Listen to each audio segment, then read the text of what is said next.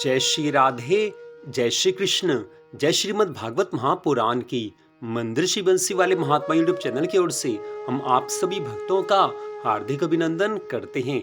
आज हम आपको सुनाने जा रहे हैं श्रीमद् भागवत महापुराण के 9वें स्कंध के 16वें अध्याय की परम पावन कथा। इस अध्याय का नाम है परशुराम जी के द्वारा क्षत्रिय संहार और विश्वामित्र जी के वंश की कथा। बोल श्री राधा कृष्ण भगवान की जय। बोल श्रीमद् भागवत महापुराण की जय। पिछले अध्याय की कथा में आपने परशुराम जी की कथा सुनी थी। अब उससे आगे की कथा श्री सुखदेव जी महाराज राजा परीक्षित से कहने लगे हैं, हे परीक्षित, अपने पिता की है शिक्षा भगवान परशुराम ने जो आज्ञा कहकर स्वीकार की है। इसके बाद वे 1 वर्ष तक तीर्थ यात्रा करके अपने आश्रम पर लौट आए। एक दिन की बात है, परशुराम जी की माता रेणुका गंगा तट पर गई हुई थी। वहां उन्होंने देखा कि गंधर्व राज चित्ररथ कमलों की माला पहने अप्सराओं के साथ विहार कर रहा है। वे जल लाने के लिए नदी के तट पर गई थी, परंतु वहां जल क्रीड़ा करते हुए गंधर्व को देखने लगी और पति देव के हवन का समय हो गया है, इस बात को वो भूल गई हैं। उनका मन कुछ चित्ररथ की ओर भी खिंच गया था। हवन का समय बीत गया, यह जानकर वे महर्षि जमदग्नि के शाप से भयभीत हो गई और तुरंत वहां से आश्रम पर चली आई हैं। वहां जल का कलश महर्षि के सामने रखकर हाथ जोड़कर खड़ी हो गई हैं। जमदग्नि मुनि ने अपनी पत्नी का मानसिक व्यभिचार जान लिया और क्रोध करके कहा, हे मेरे पुत्रों, इस पापिनी को इसी क्षण मार डालो। परंतु उनके किसी भी पुत्र ने उनकी यह आज्ञा स्वीकार नहीं की। इसके बाद पिता की आज्ञा से परशुराम जी ने माता के साथ सब भाइयों को भी मार डाला। इसका कारण था वे अपने पिताजी के योग और तपस्या का प्रभाव भली भांति जानते थे। परशुराम जी के इस कार्य से सत्यवती नंदन महर्षि जमदग्नि बहुत प्रसन्न हुए हैं और उन्होंने कहा, हे पुत्र, तुम्हारी जो इच्छा हो सो वरदान मांग लो। परशुराम जी ने कहा, हे पिताजी, मेरी माता और सब भाई पुनः जीवित हो जाएं तथा उन्हें इस बात की याद ना रहे कि मैंने उन्हें मारा था। परशुराम जी के इस प्रकार कहते ही जैसे कोई सोकर उठे, सब के सब अनायास ही सकुशल उठ बैठे हैं। परशुराम जी ने अपने पिताजी का तपोबल जानकर ही तो अपने सुहृदों का वध किया था। उनको मालूम था कि पिताजी अपने तपोबल से इन सब को पुनः जीवित कर देंगे। हे राजा परीक्षित, सहस्त्रबाहु अर्जुन के जो लड़के परशुराम जी से हार कर भाग गए थे, उन्हें अपने पिता के वध की याद निरंतर बनी रहती थी। कहीं एक क्षण के लिए भी उन्हें चैन नहीं मिलता था। एक दिन की बात है, परशुराम जी अपने भाइयों के साथ आश्रम से बाहर वन की ओर गए हुए थे। यह अवसर पाकर वैर साधने के लिए सहस्त्रबाहु के पुत्र वहां आ पहुंचे हैं। उस समय महर्षि जमदग्नि अग्निशाला में बैठे हुए थे और अपनी समस्त वृत्तियों से पवित्र कीर्ति भगवान के ही चिंतन में मग्न हो रहे थे। उन्हें अपनी देह की कोई सुध नहीं थी। पूरी तरह से उनका मन भगवान में लगा हुआ था। उसी समय उन पापियों ने जमदग्नि ऋषि को मार डाला। उन्होंने पहले से ही ऐसा पापपूर्ण निश्चय कर रखा था। परशुराम जी की माता रेणुका बड़ी दीनता से उनसे प्रार्थना कर रही थी, परंतु उन सबों ने उनकी एक भी बात नहीं सुनी। वे बलपूर्वक महर्षि जमदग्नि का सिर काट कर ले गए। हे राजा परीक्षित, वास्तव में वे नीच क्षत्रिय अत्यंत क्रूर थे। सती रेणुका उस समय दुख और शोक से आतुर हुई हैं। वे अपने हाथों, अपनी छाती और सिर पीट पीट कर जोर जोर से रोने लगी हैं, चिल्लाने लगी हैं, हे परशुराम, हे पुत्र परशुराम, शीघ्र आ जाओ। परशुराम जी ने बहुत दूर से माता का हाँ राम यह करुण क्रंदन सुन लिया। वे बड़ी शीघ्रता से आश्रम पर आए हैं और वहां आकर देखा कि पिताजी मार डाले गए हैं। हे राजा परीक्षित, उस समय परशुराम जी को बड़ा दुख हुआ है। इसके साथ ही वो क्रोध, मानसिक पीड़ा और शोक के वेग से अत्यंत मोहित हो गए। हाय पिताजी, आप तो बड़े महात्मा थे। हे पिताश्री, आप तो धर्म के सच्चे पुजारी थे। आप हम लोगों को छोड़कर स्वर्ग को चले गए।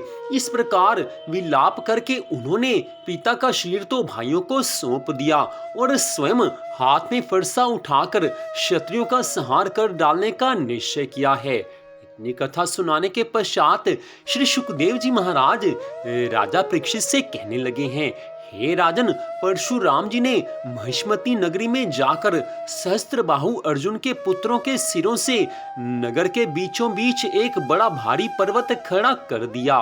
उस नगर की शोभा तो उन ब्रह्मघाती नीच क्षत्रियों के कारण ही नष्ट हो चुकी थी।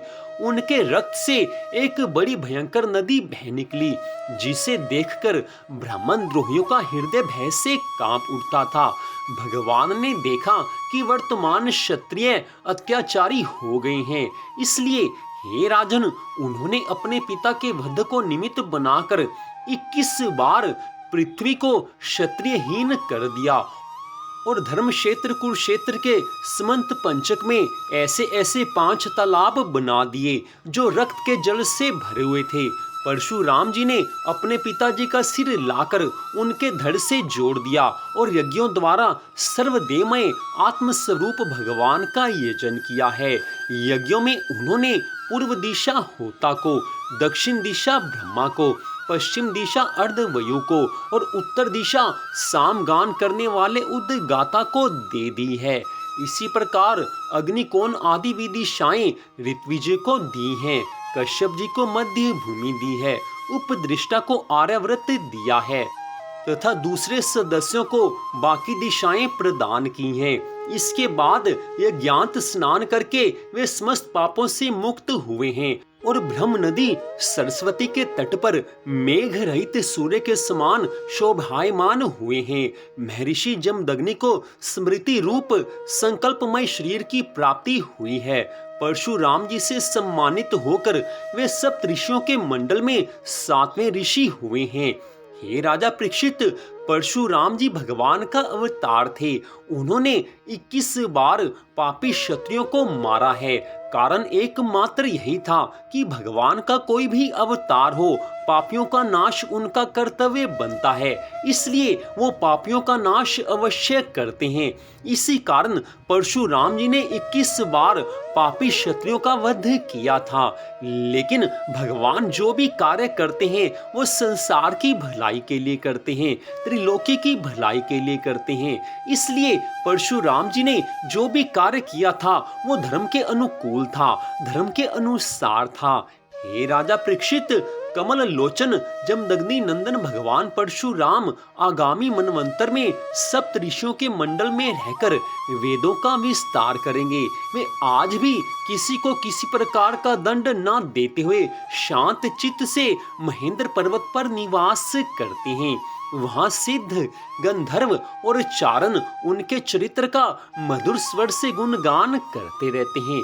सर्वशक्तिमान विश्वात्मा भगवान श्री हरि ने इस प्रकार भृगुवंशियों में अवतार ग्रहण करके पृथ्वी के भारभूत राजाओं का बहुत बार वध किया है।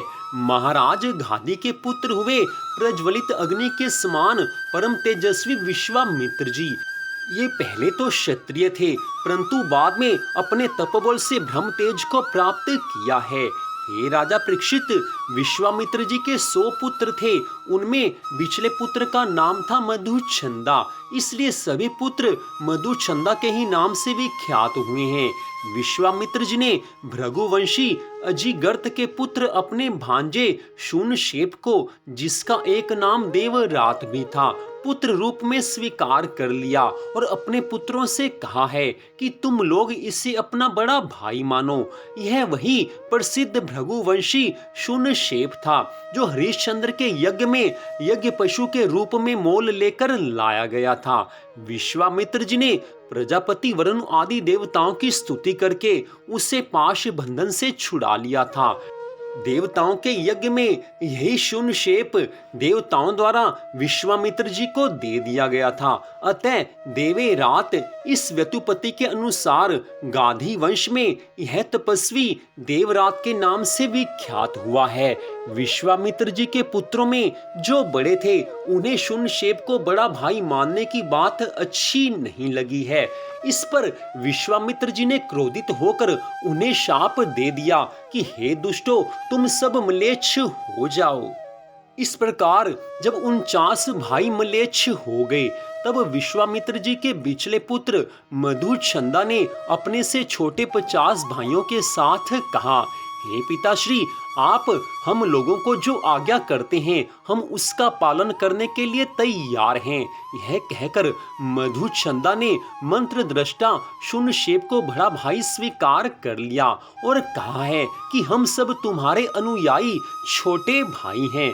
तब विश्वामित्र जी ने अपने इन आज्ञाकारी पुत्रों से कहा है कि हे पुत्रों, तुम लोगों ने मेरी बात मानकर मेरे सम्मान की रक्षा की है, इसलिए तुम लोगों जैसे सुपुत्र प्राप्त करके मैं धन्य हुआ। मैं तुम्हें आशीर्वाद देता हूँ कि तुम्हें भी सुपुत्र प्राप्त होंगे। मेरे प्यारे पुत्रों, यह देवरात शून्य शेप भी तुम्हारे ही गोत्र का है, तुम लोग इसकी आज्ञा में रहना। हे राजा परीक्षित, विश्वामित्र जी के अष्टक, हारीत, जय और क्रतुमान आदि और भी पुत्र थे।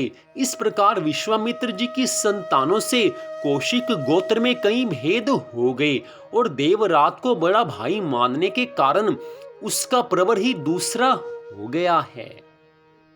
तो इस प्रकार श्रीमद् भागवत महापुराण के 9वें स्कंध के 16वें अध्याय की कथा में श्री सुखदेव जी महाराज ने राजा परीक्षित को परशुराम जी भगवान की बड़ी सुंदर कथा सुनाई है। इस कथा को सुनकर भगवान की भक्ति तो बढ़ती ही है, ज्ञान भी अवश्य मिल जाता है। तो मंदिर बंसी वाले महात्मा यूट्यूब चैनल की ओर से इस कथा को सुनने के लिए आप सबका हार्दिक धन्यवाद। भगवान श्री राधा कृष्ण जी की, भगवान श्री परशुराम जी की, श्रीमद् भागवत महापुराण की अनंत कृपा सदा आप सब पर, आपके परिवार पर बनी रहे, इसी मंगल कामना के साथ जय श्री राधा रानी सरकार की, जय श्री कृष्ण भगवान जी की, जय श्री परशुराम भगवान जी की, जय श्रीमद् भागवत महापुराण की, जय श्री सुखदेव जी महाराज की।